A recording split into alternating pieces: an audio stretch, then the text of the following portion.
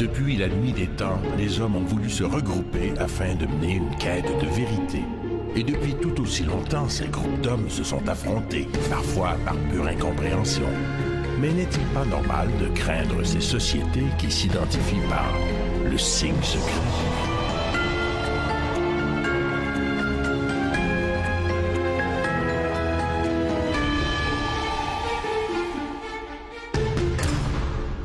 Ça pourrait être un sujet fantastique pour un film d'intrigue internationale. Un groupe d'hommes et de femmes très puissants qui constituent une espèce de gouvernement mondial et qui tire les ficelles de tous les pays.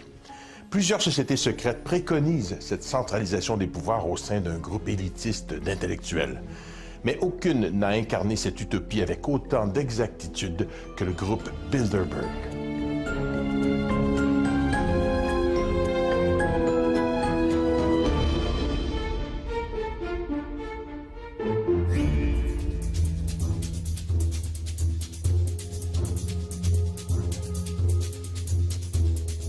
Bilderberg, c'est un groupe informel de plusieurs centaines de personnes qui changent d'ailleurs d'année en année. C'est pas tout le temps les mêmes personnes qui sont là, qui sont en fait des gens qui ont une caractéristique première. C'est toutes des membres de l'élite, de la haute élite politique, économique, médiatique et on pourrait dire aussi militaire, qui prennent l'occasion de se réunir pendant quelques jours dans un hôtel de luxe complètement isolé, à huis clos, pour discuter entre eux d'enjeux qui les préoccupent.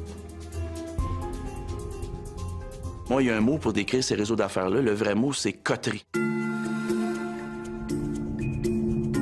Coterie veut dire réunion d'hommes riches et influents qui se retrouvent en catimini, en secret, pour le maintien de leurs privilèges et de leurs acquis. Individuellement, les Bilderberg, en fait, en tant qu'individus, ce sont eux qui contrôlent probablement, je n'ai pas fait de calcul précis, mais probablement pas loin de 80-90% de la richesse mondiale. Ce sont réellement les possesseurs du monde.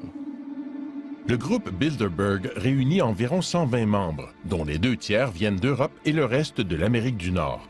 Créé en 1952, le groupe porte le nom de l'hôtel hollandais où a eu lieu la première réunion en mai 1954. Avant la naissance du Bilderberg, qui s'est passé en 1954 aux Pays-Bas, en Hollande, il faut savoir qu'avant ça, il y avait eu un précédent en termes de réseau d'affaires. Il y avait eu, en 1921, aux États-Unis, à New York, il y avait eu la création du Conseil des relations étrangères, en anglais, le Council on Foreign Relations. Donc, on va créer, à partir, justement, du Conseil des relations étrangères de 1921 et du Royal Institute of International Affairs, on va créer, en 1954, le groupe Bilderberg.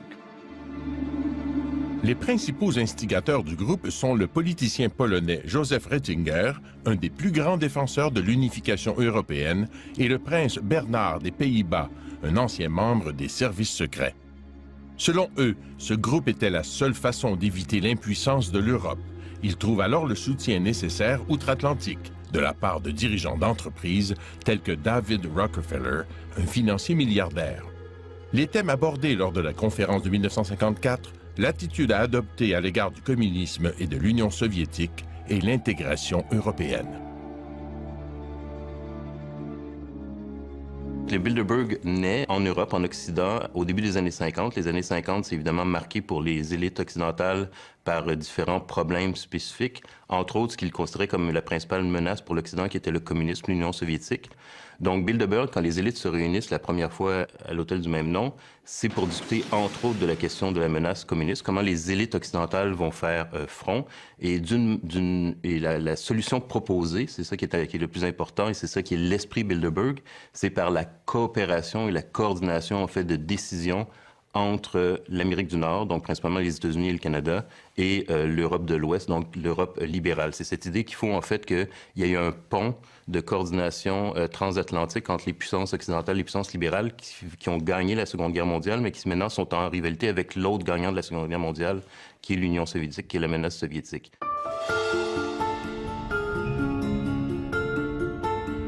Il y avait aussi un intérêt de sécurité nationale. C'était important aussi donc d'assurer la sécurité de l'Europe et de l'Amérique du Nord ensemble. Il y avait bien entendu en troisième lieu un objectif commerciales, économiques. Il fallait s'organiser de manière à ce que les barrières tarifaires, les barrières économiques soient abattues pour permettre une libre circulation des biens et des personnes. Donc un objectif affiché quand même de libre-échange, surtout entre les pays du bloc occidental. Il va sans dire qu'un groupe aussi influent et mystérieux allait susciter la curiosité des journalistes d'enquête. 3 d'entre eux se sont particulièrement intéressés au groupe Bilderberg. L'Espagnol Daniel Estulin, le Français Michael Gama et l'Américain Jim Tucker. Grâce à des sources anonymes, ils ont étudié ce qui se disait derrière les portes closes des grands hôtels où le groupe se réunit chaque année. Jim Tucker consacre littéralement sa vie depuis 1975 à suivre les membres de ce groupe.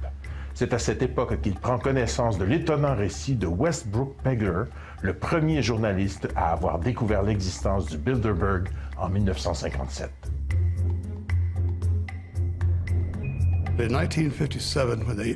En 1957, quand ils se sont réunis sur l'île Jekyll, en Géorgie, Pegler a été informé que des gens importants se réunissaient sous la protection de gardes armés, que l'île était complètement interdite d'accès. Pegler est accouru et monté dans un arbre avec ses jumelles, puis il a publié 2 articles en nommant ceux qu'il avait pu identifier. Des chefs d'État européens, des hauts fonctionnaires américains, des banquiers internationaux, des Rothschild et autres personnages influents du monde. Il a soulevé la question, pourquoi ces secrets? Pourquoi se réunissent-ils? Pourquoi nient-ils leur existence? C'est à percer ce mystère que j'ai consacré ma vie et ça a été toute une aventure.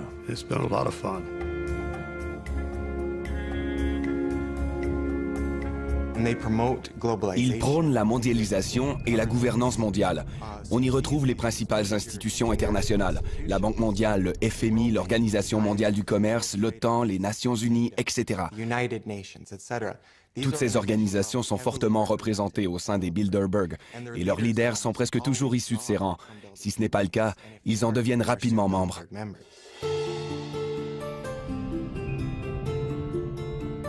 Dans ces groupes-là, l'idée de maîtresse qu'on a dépasse l'identité nationale, d'où est-ce qu'on provient. Et ultimement, les objectifs, c'est la création d'un gouvernement mondial. Encore en 2008-2009, on parlait même d'un impôt mondial. Nous ne sommes pas du tout informés sur les agissements du Bilderberg dans le cadre des médias. Un seul exemple, dans le cas de la France, vous avez une réunion du Bilderberg en France, à Versailles, en 2003. En 2003, Versailles était littéralement coupé du reste du monde, verrouillé par la police, par les militaires. Il n'y a pas eu un mot dans la presse française pour évoquer cette réunion, et puis encore moins des sujets traités. C'est toujours en fonction de grands événements politico-économico-financiers. Après, ce qui est dit, alors là, c'est le mystère pour le quidam, les quidam que nous sommes. Une politique que le groupe a adoptée dès le départ, que les propos que les participants vont tenir à l'occasion de ces réunions ne seront jamais rendus publics. Tout simplement parce qu'il voulait donner l'occasion aux participants de ne pas avoir la langue de bois, donc de s'exprimer de façon libre, d'oublier le politiquement correct ou le diplomatiquement correct. Évidemment, ils vous diront qu'il ne s'agit pas de secret, il s'agit tout simplement de confidentialité, il s'agit tout simplement d'une réunion privée. Mais les moyens qu'ils se donnent pour assurer le caractère privé de cette réunion sont en réalité des moyens qui relèvent du culte du secret.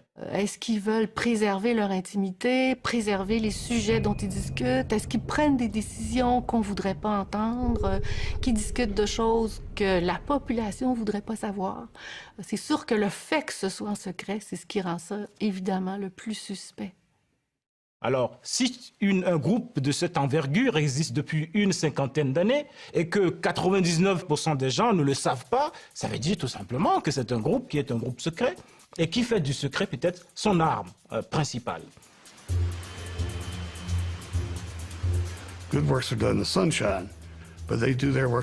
Ils œuvrent dans l'obscurité et ils ont des raisons de vouloir garder leur travail confidentiel.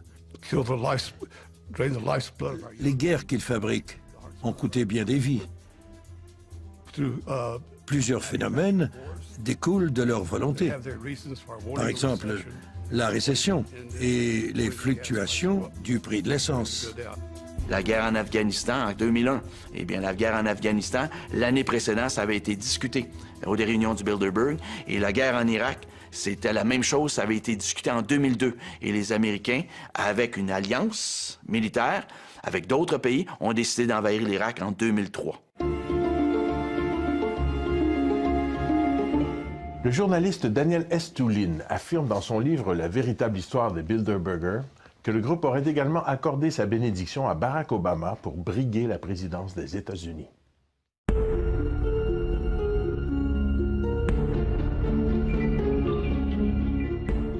Être invité à participer à une réunion Bilderberg, je pense réellement que c'est une invitation qu'on ne peut pas refuser. Ne deviens pas membre du groupe Bilderberg qui veut. Les quelques 120 membres sont triés sur le volet et doivent être invités à se joindre au groupe. Selon un communiqué officieux du groupe, les invitations sont uniquement envoyées à des personnages importants et respectés qui, de par leur savoir particulier, leurs contacts personnels et leur influence dans les cercles nationaux et internationaux, peuvent promouvoir les objectifs du Bilderberg.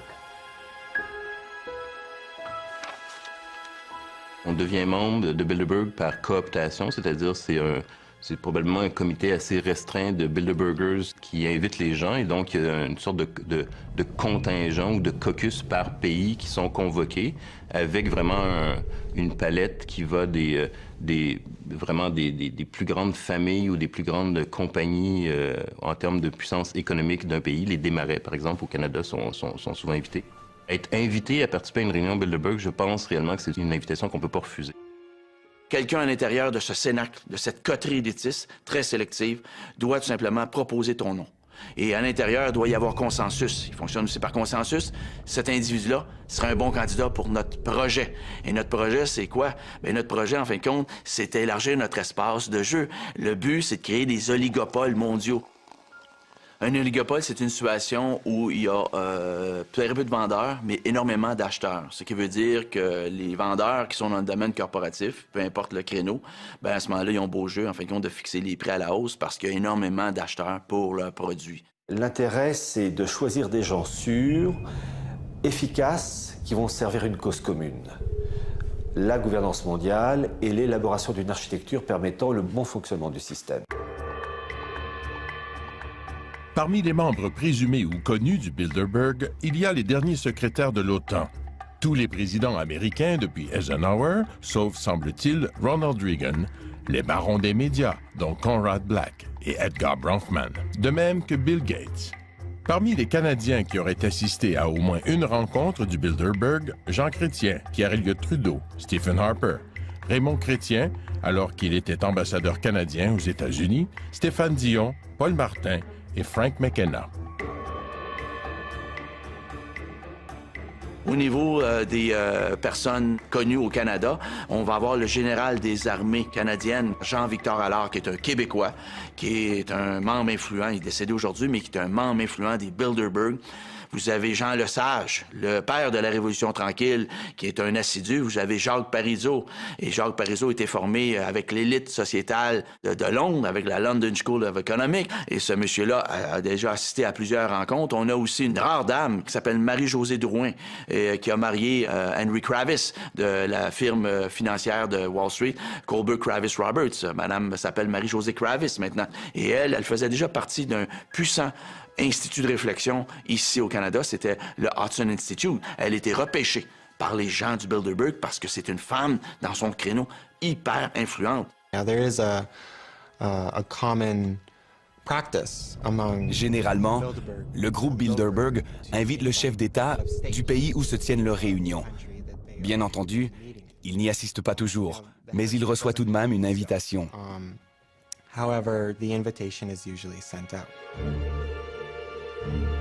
C'est probablement dans ce contexte, c'est-à-dire l'invitation systématique du plus haut dirigeant du pays hôte, que Brian Mulroney a participé à la rencontre du groupe Bilderberg qui se tenait à Toronto en 1987.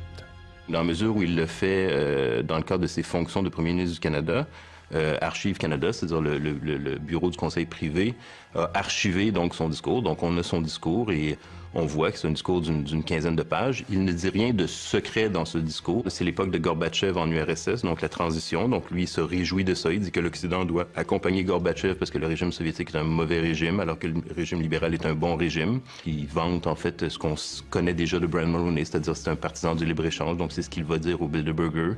Il dit même qu'il faut en fait avoir une ouverture plus grande au niveau des frontières pour la liberté de circulation des populations et de la main-d'œuvre, donc de l'immigration. Fin des années 80, c'est aussi le problème du sida. Donc, il parle du sida, il parle de l'Afrique, il parle de l'endettement des pays du tiers-monde. Donc, c'est ce genre de sujet, de propos qu'amène Brian Mulroney au Bilderberger quand il est invité à parler devant eux. Les nouveaux membres ne sont pas uniquement des gens connus. Plusieurs se font connaître après avoir joint le groupe. On peut penser que c'est justement le groupe qui a contribué à lancer leur carrière. Le groupe Bilderberg est reconnu pour soutenir des politiciens qui partagent sa vision du monde. Ainsi, on dit que Rockefeller a été tellement épaté par un discours donné par Jimmy Carter lors d'une réunion du Bilderberg qu'il aurait fait en sorte qu'il soit élu président des États-Unis l'année suivante. Les membres des Bilderberg financent les grosses campagnes électorales, contrôlent les médias, dirigent des multinationales et des banques.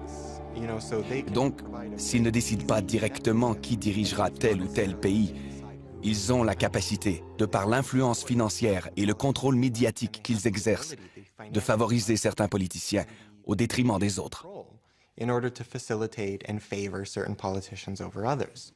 Vous avez eu, en 1996, une réunion du Bilderberg qui a eu lieu du côté de Toronto, je crois que c'était King City. Et il y avait un ministre-président du Land de Basse-Saxe qui était présent, l'Allemand Gerhard Schröder, qui un an plus tard est devenu chancelier allemand. Donc on voit très souvent des réunions de futurs chefs d'État. On n'a qu'à penser à Bill Clinton aux États-Unis en 1993. Quand il était à la première réunion du Bilderberg en 1991, Bill Clinton n'était pas encore le candidat du Parti démocrate. Mais au sortir du Bilderberg, il est devenu l'homme, lige et la marionnette préférée de ses maîtres marionnettistes. Mme Thatcher est arrivée au pouvoir en 1979 en Angleterre, mais juste avant d'arriver au pouvoir en Angleterre, cette dame-là avait été repérée par le groupe Bilderberg et elle est arrivée à la tête de son parti et elle a fait table rase, elle a fait maison nette et c'est une dame de fer qui a décidé d'en découdre avec les syndicats. Elle a mis les syndicats au pas. La question que plusieurs se posent, est-ce que le président américain Barack Obama fait partie de ce groupe? Au moment où on se parle, il est impossible de dire, hors de tout doute raisonnable, que Barack Obama est un membre en règle. Il est un sympathisant. Il faut savoir que Barack Obama envoie des émissaires aux réunions du Bilderberg. Bon nombre de ceux qui ont assisté à la réunion du groupe Bilderberg en 2008 se sont retrouvés dans le gouvernement d'Obama quand il est devenu président. Par exemple, Larry Summers et Paul Volcker, l'ancien président de la Réserve fédérale américaine, sont devenus d'importants conseillers économiques d'Obama. Le général James Jones est devenu son conseiller en matière de sécurité nationale. Et j'en passe. Oui, Barack Obama est sans aucun doute un membre de Bilderberg. Et il obéit certainement à leurs ordres. On en aura la preuve avec l'augmentation des coûts de l'essence et avec la prolongation de la récession entièrement fabriquée par les Bilderberg.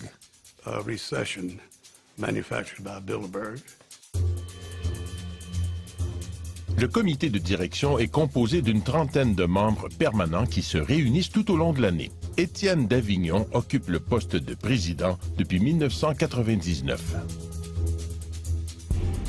Les membres du groupe Bilderberg ne le sont pas nécessairement à vie, mais certains le sont depuis longtemps, comme David Rockefeller, qui était présent à la première réunion en 1954 et qui assiste encore à toutes les réunions.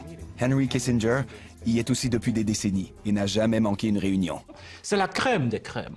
C'est la noblesse de l'intelligentsia. Ceux qui vont là sont évidemment, c'est pas n'importe qui. Et aujourd'hui, je pense que même si ces groupes-là ont le droit de se réunir, encore que je ne conçois pas ça pour les politiciens, ils doivent pouvoir dire de quoi ils parlent. Surtout quand ce dont ils parlent concerne l'ensemble des peuples du monde, l'ensemble de la planète.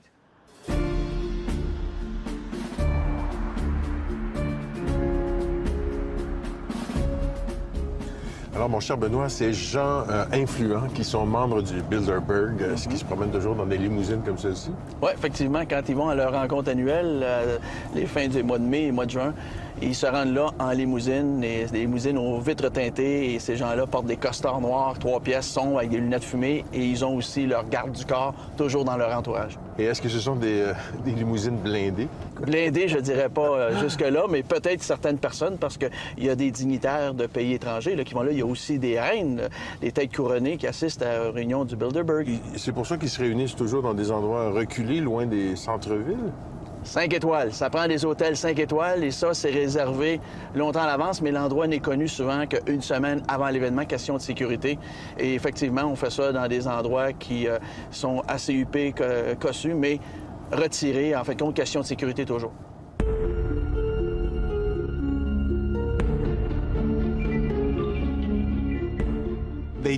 Ils suivent les journalistes et les font arrêter. En Grèce, ils ont arrêté des gens pour avoir photographié les participants. En plus de 50 ans, la presse n'a jamais été autorisée à assister à une rencontre du groupe Bilderberg, pas plus que n'ont été publiées des déclarations sur les conclusions adoptées par les participants. Et non seulement ils sont réticents à l'idée de révéler la teneur de leur discussion, ils refusent de dévoiler publiquement le lieu de leur réunion.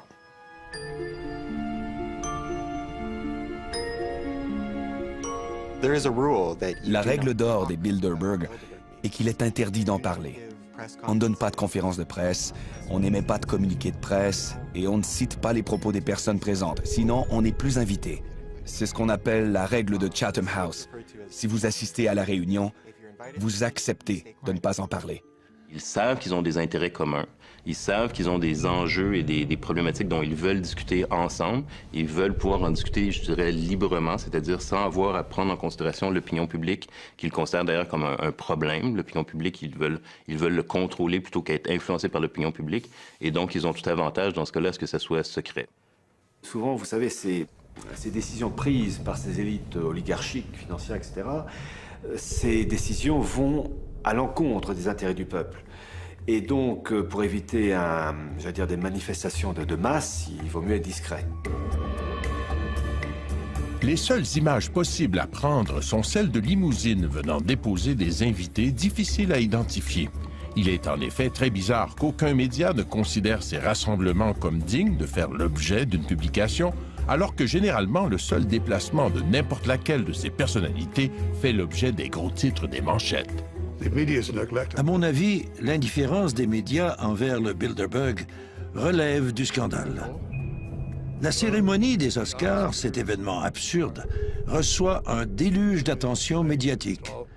Mais quand les personnes les plus influentes de la Terre se réunissent dans le secret, aucun intérêt. Comment est-ce possible? Si le public savait ce qui se passe, il serait très intéressé. Ce sont des événements qui sont peu connus, donc c'est un cercle vicieux aussi. Moins ils sont connus, moins les médias vont être incités à y participer, moins la population va demander des renseignements par rapport à ça. Les médias officiels ne traitent pas du Bilderberg parce que déjà vous avez énormément de représentants des médias, presse, radio, télévision qui participent à ces réunions du Bilderberg et ils ont le conseil de ne pas divulguer et de ne pas évoquer dans la presse ces réunions parce que tout simplement, les grandes choses se font toujours avec discrétion et puis si ces grands dirigeants des médias veulent avoir un avenir professionnel, il vaut mieux qu'ils soient obéissants. Il est vrai que parmi les participants, il y a des présidents de conglomérats de presse tels que le Washington Post, le Time Magazine, le New York Times et le Figaro. On sait maintenant que l'éditeur du Washington Post a assisté à toutes les réunions depuis 1954 et qu'il a gardé la promesse du secret absolu. Assister à une seule réunion revient à faire un vœu de silence à vie.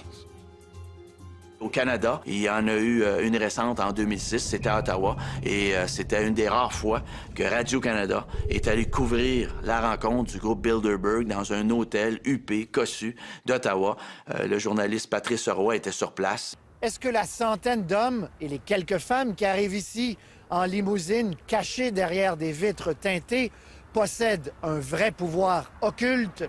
Ce qui est sûr, c'est qu'ils sont tous influents dans leur domaine. Et c'était toute beauté. Ça n'a pas duré 3 heures, ça a duré 3 minutes. Mais c'est quand même 3 minutes de plus que ce qu'on a toujours eu avant, alors qu'il y avait un blackout médiatique. Il y a plusieurs hypothèses pourquoi il y a peu d'attention médiatique aux événements Bilderberg. Je pense que c'est simplement que ce n'est pas une réunion officielle. C'est-à-dire que les gens qui sont à la réunion Bilderberg annuelle ne sont pas là en tant que représentants de leur pays ou en fonction de leur fonction publique et officielle.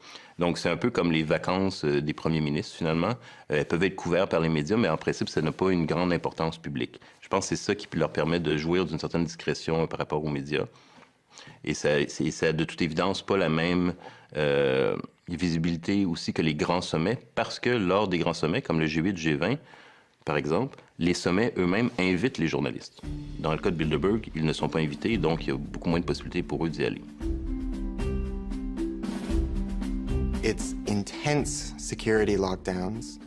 La sécurité est impénétrable.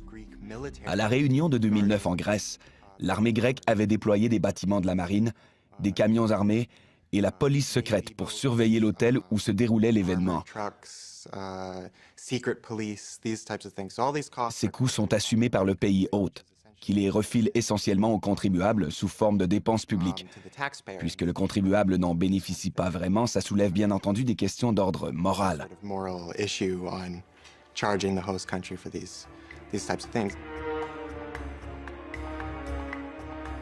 Ils suivent les journalistes et les font arrêter. En Grèce, ils ont arrêté des gens pour avoir photographié les participants. Donc c'est une forme de harcèlement, mais je n'irai pas jusqu'à dire qu'ils ont l'intention de blesser ou de tuer des journalistes, parce que ça pourrait engendrer une tempête médiatique qu'ils veulent à tout prix éviter.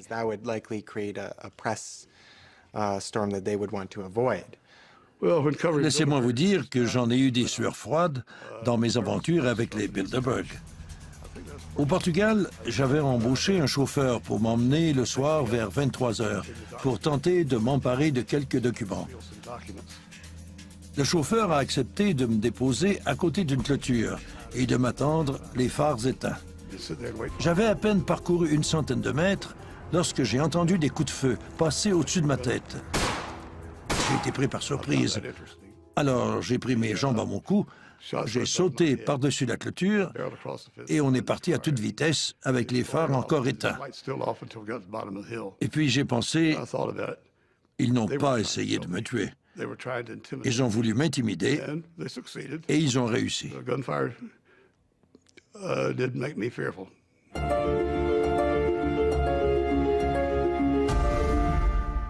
En plus de l'arsenal de sécurité, les dirigeants du groupe Bilderberg auraient mis en place toute une série de mesures pour s'assurer de conserver leur anonymat, et ce depuis plus de 50 ans.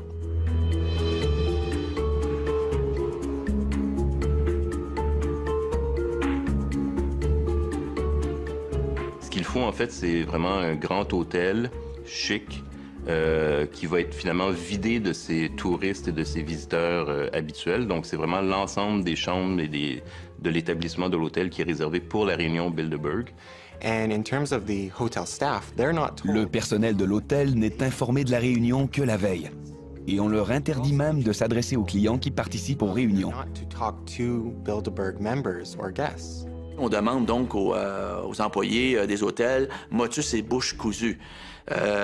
Si un employé d'un hôtel serait vu en compagnie d'un journaliste d'enquête qui enquête sur le Bilderberg et qui a déjà écrit sur le Bilderberg, ça serait pas fort probablement source de renvoi sur le champ. Est-ce qu'ils vont réussir à garder ce secret longtemps? J'en doute. Plus ce sera secret, plus on en parlera. Parce que les moyens d'en parler aujourd'hui existent partout. Donc ce groupe aurait intérêt à se rendre compte de ce que nous sommes dans une nouvelle ère, l'ère de la démocratisation de l'information, l'ère des médias sociaux, et que ça devient intenable aujourd'hui de maintenir ce culte du secret. Le nouveau site web du groupe Bilderberg, bilderbergmeetings.org, est une approche intéressante en termes d'image. Il a été créé en 2010 et c'est la première fois que le groupe reconnaît sa propre existence. Il publie maintenant la liste des participants aux réunions, l'endroit où celles-ci se tiennent et les thèmes abordés, sans toutefois révéler ce qui se dit.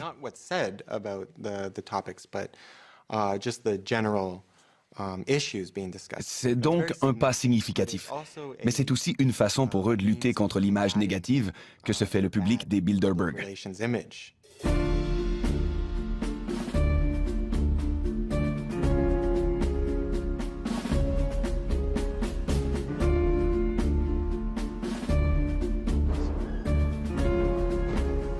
Mais quand on est une centaine d'individus, là, des princes, des princesses, comment on fait pour passer inaperçu, surtout quand on voyage dans des hôtels de luxe comme celui-ci? Bien, premièrement, les hôtels 5 étoiles qui sont réservés pendant 3 jours par le Bilderberg sont toujours dans des endroits reculés, donc il y a moins d'affluence, il y a moins de circulation, c'est voulu pour des questions de sécurité. Mais pendant combien d'années ils ont réussi à rester aussi discrets, là? Bien, écoute, on a entendu parler dans les années 90 du Bilderberg, on connaît ça.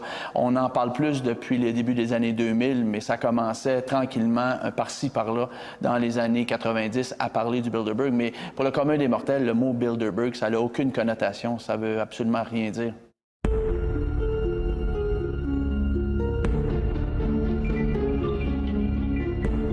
Il y a vraiment un rituel qui dure depuis une cinquantaine d'années et qui est suivi, respecté de façon rigoureuse. Le groupe Bilderberg est encore et toujours très actif. 59 réunions ont eu lieu entre 1954 et 2010. Parmi elles, 5 se sont déroulées au Canada. En ordre chronologique, au manoir Saint-Castin du lac Beauport, à Mont-Tremblant, Montebello, Toronto et Ottawa. Le déroulement des réunions doit répondre à un décorum particulier. Il y a vraiment un rituel qui dure depuis une cinquantaine d'années et qui est suivi, respecté de façon rigoureuse.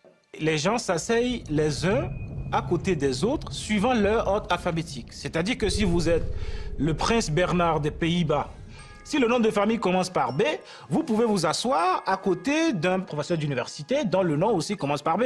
Je veux dire, c'est pas parce que vous êtes prince que vous allez vous asseoir forcément à côté d'un autre prince.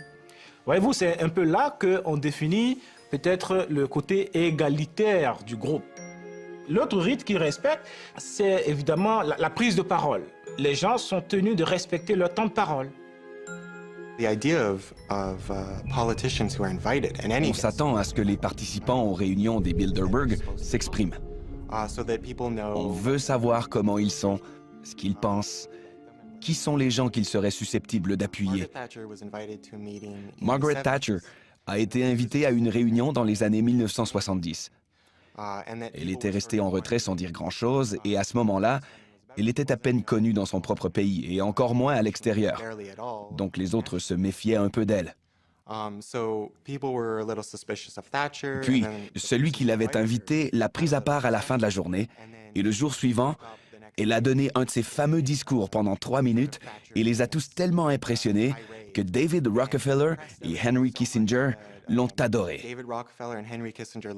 Ils l'ont emmenée aux États-Unis, l'ont présentée à tout le monde et quand elle est devenue Premier ministre, elle a adopté des politiques économiques néolibérales qui ont énormément bénéficié aux membres Bilderberg.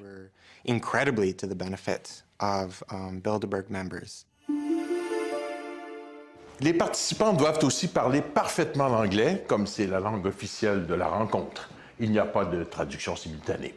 Ils doivent venir seuls. Ni conjoints ni collaborateurs ne sont admis. Même les assistants personnels, dont les gardes du corps, ne peuvent y assister et doivent manger dans une pièce séparée.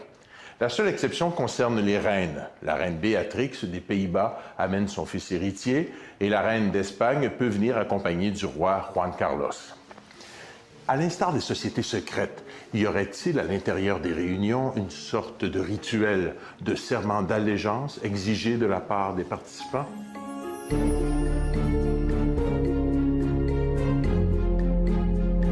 Les gestes, il y en a sûrement. Des objets décorant, si je puis dire, la salle de réunion, c'est possible, mais compte tenu qu'elles sont secrètes, que ce n'est pas filmé, comment savoir? Certains observateurs vont plus loin et prétendent que le fondement même du groupe Bilderberg repose sur la philosophie des francs-maçons.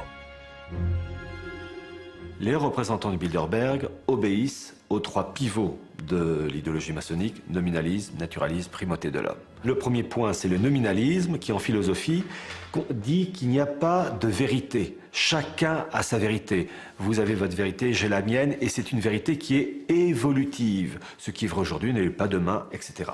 Le deuxième point, c'est le naturalisme, qui consiste à dire qu'il n'y a pas de religion révélée. Et le troisième point, c'est la primauté de l'homme, centre de toute chose. Alors que dans le catholicisme, Dieu est centre de toute chose et l'homme est la créature, le second. Dans l'idéologie maçonnique, qui anime donc les dirigeants de Bilderberg, l'homme est le centre de toute chose, l'être indépassable.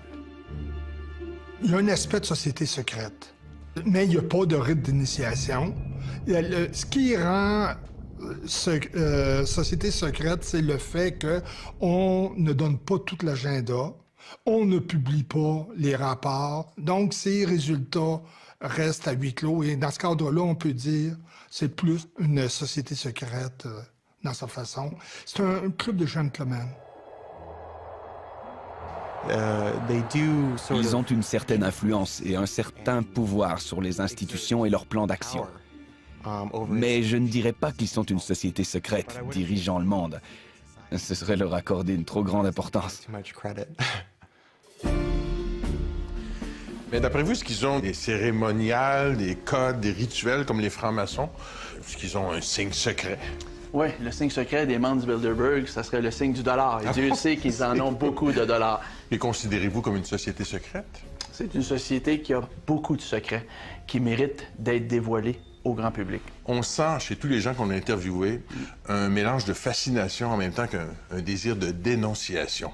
Et vous, Benoît Perron, personnellement, est-ce que vous êtes intrigué, inquiété, fasciné? Non, je ne suis pas du tout fasciné par les membres du Bilderberg. Par contre, ces gens-là, oui, ils me troublent, ils m'intriguent parce que le pouvoir qu'ils ont concentré dans leurs mains et parce qu'ils occupent des postes clés, justement, dans la société, font en sorte que les décisions qu'ils prennent vont avoir un impact à moyen terme et à court terme sur le commun des mortels, donc sur moi. Alors, c'est un rapport amour-haine.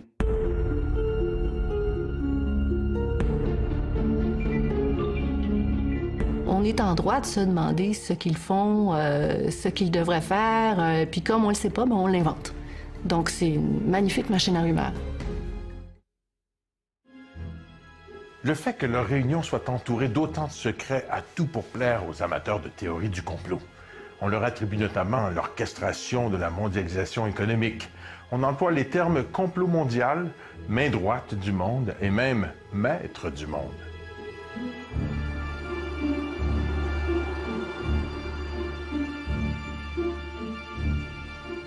Évidemment, le fait qu'ils soient si secrets aussi a pour effet de créer toutes sortes de fantasmes, évidemment, à leur propos. On a l'impression que c'est un gouvernement secret mondial, occulte, qui réussisse à déclencher des guerres, à créer des crises économiques.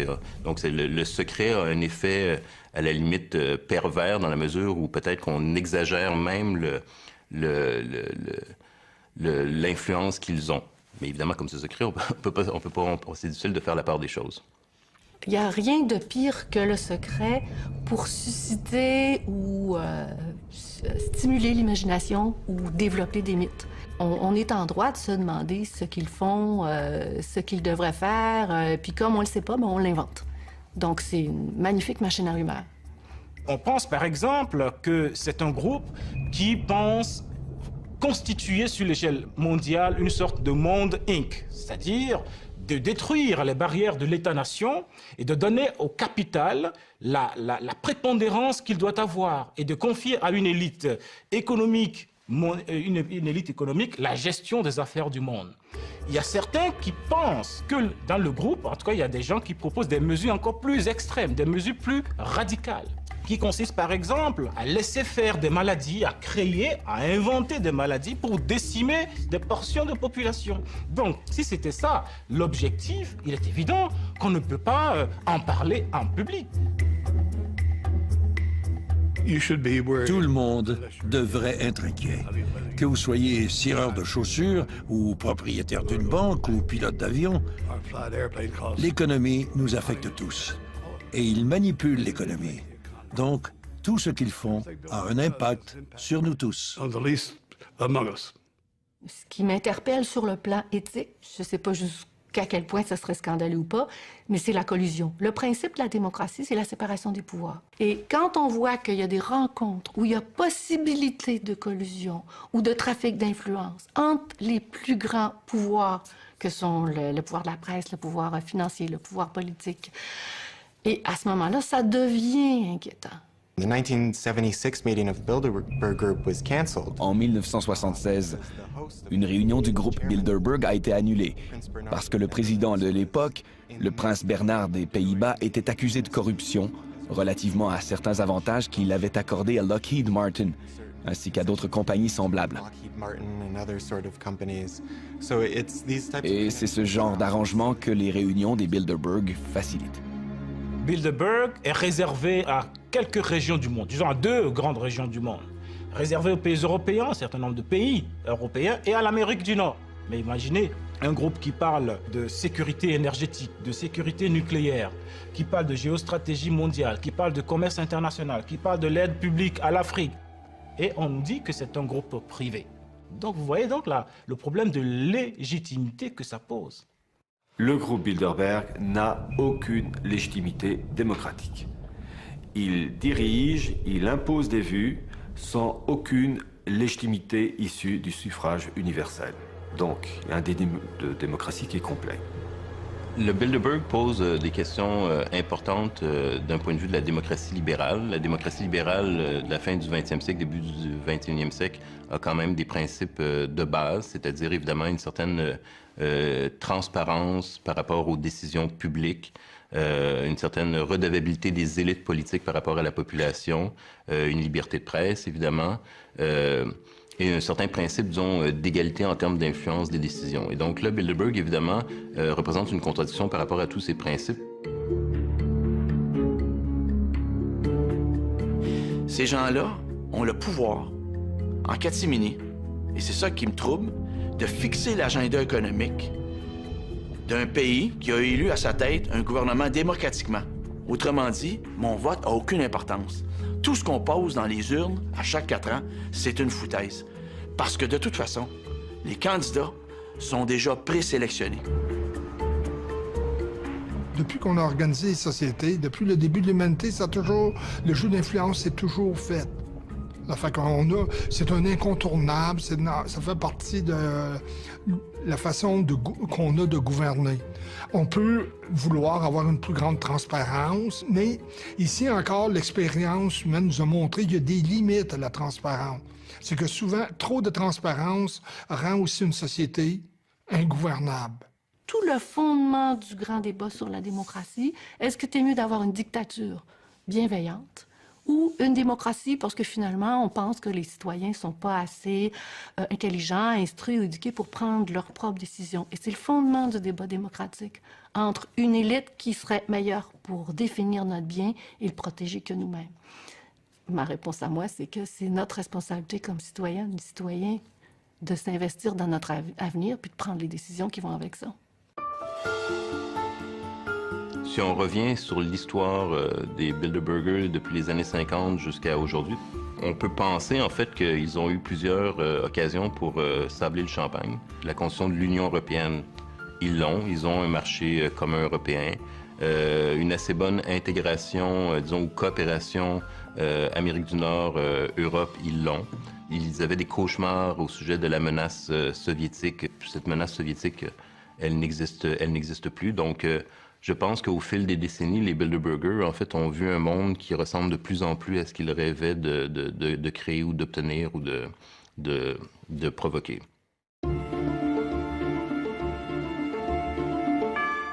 En juin 2010, une conférence du groupe Bilderberg s'est tenue à Sitges, une station balnéaire espagnole située à 30 km de Barcelone.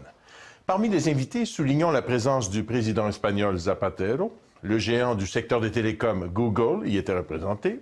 On y retrouvait aussi les dirigeants de Shell, la reine d'Espagne, la reine Béatrix d'Hollande, le premier ministre français François Fillon, Bill Gates, le conseiller financier d'Obama, le secrétaire général de l'OTAN et le directeur de l'Organisation mondiale du commerce. On peut supposer qu'ils n'étaient pas là que pour jouer au golf.